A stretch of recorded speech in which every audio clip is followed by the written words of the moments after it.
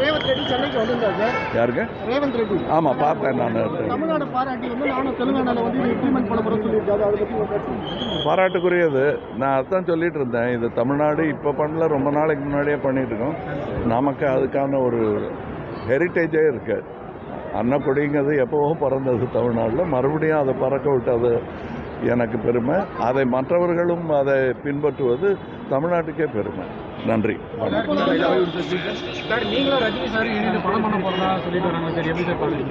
பண்ணியிருக்கோம், பண்ணுவோம்.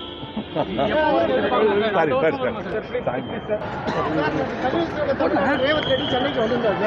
யாருங்க? ரேவந்த் ரெட்டி ஆமாம், பார்த்தேன் நான். தமிழ்நாடு பாராட்டி நானும் தெலுங்கானால இம்ப்ளிமெண்ட் பண்ண போறேன்னு சொல்லியிருக்காரு. அதை பற்றி பாராட்டுக்குரியது.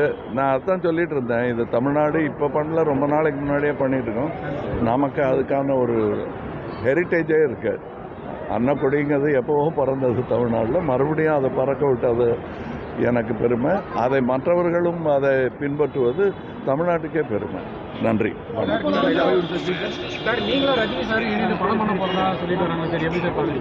பண்ணியிருக்கோம், பண்ணுவோம். சரி சரி சரி. ட்ரெண்டை ஃப்ரெண்ட் ஆக்கிக்கோங்க. தந்தி டிவியின் சப்ஸ்கிரைபர்ஸ் அண்ட் ஃபாலோவர்ஸ் குடும்பத்தில் நீங்களும் இணையுங்க.